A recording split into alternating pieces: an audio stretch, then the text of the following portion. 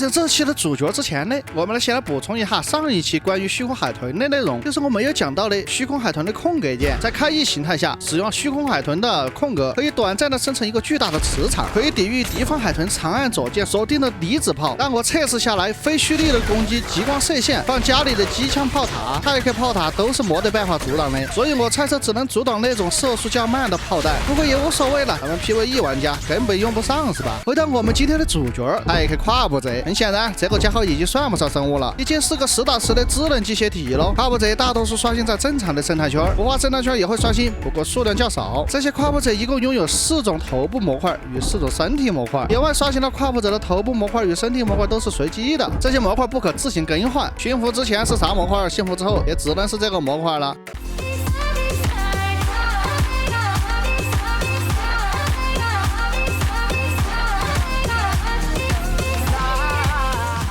跨步者并非是像生物一样的驯服，准确的来说是修复。修复跨步者的有前置条件呢。当你靠近野外巡逻的跨步者时，会看到一个提示，需要完成多少个任务以及准备多少零胶材料。跨步者的等级越高，要求完成的任务数量就越多。当然，现在是英文，你可能和我一样看不懂。零胶的获取有2种方式，一种是在虚空区域采集，在野外刷新白色空投，虚空区域的资源就是这个玩意。采集最好用镐子或者泰克手套，一是需要采集碎石效率高的工具才行，采集石头效率高的只能出更多的龙带箱。而另一种获取的方法呢，需要到罗克维尔的心脏处，也就是 BOSS 召唤台正下方。这里的每隔1分钟会长一次胃酸，当胃酸退下去时，使用鞭子抽这种白色的东东就是零胶了。但满足任务要求后，有了零胶后，直接靠近跨步者按 E 开始修复它们。按完 E 以后，下方会有一个修复区域，看准时机，按鼠标的左键将绿色的点连起来即可。如果没有对上，任务就会被麻痹。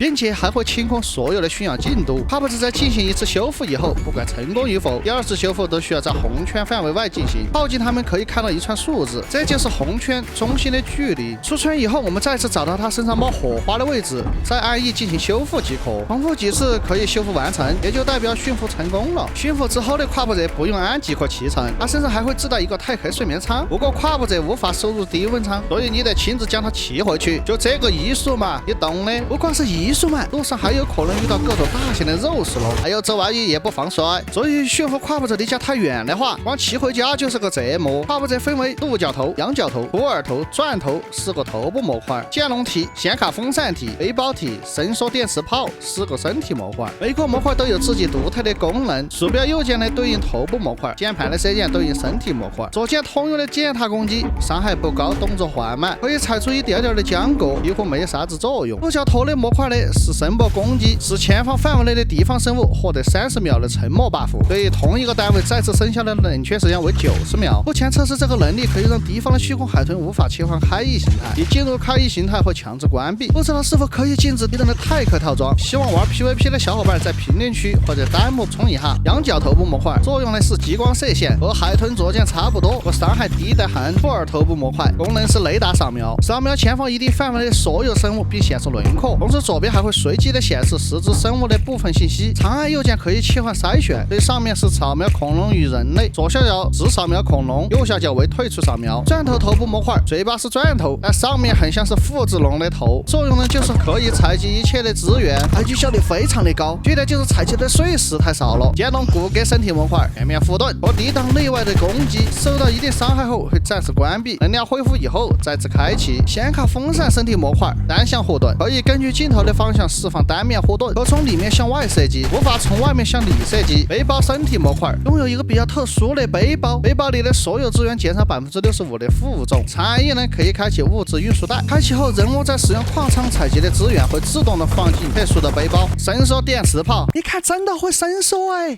作用就是释放蓄力电磁炮，射速慢，伤害不算太高。所有的跨步者不用喂食任何的东西。所有的模块当中，除了背包模块，其余的模块释放都需要消耗电量。不过不用担心没有电，电量会自动恢复的。在 PVE 中，钻头头部模块配合背包身体模块是采集资源最好用的。可能你们也注意到了，在跨步者的背上，除了有泰克睡眠舱以外，还有一个开关。这个开启以后就像一个泰克的传送器，不过缺点就是不能像传送器一样上传下载生物，所以互通服务器里我们可以一边打材料一边上传数据，这就挺好用的。它的背上还算是一个小的平台，可以放置地基来扩建成一个小家也是可以的。这是跨步的差异，可以看到一个采集电量的选项，这个的作用是和荧光虫一样给光虫充电用的。耶，我都讲完了，你怎么还没把这个家骑回去呢？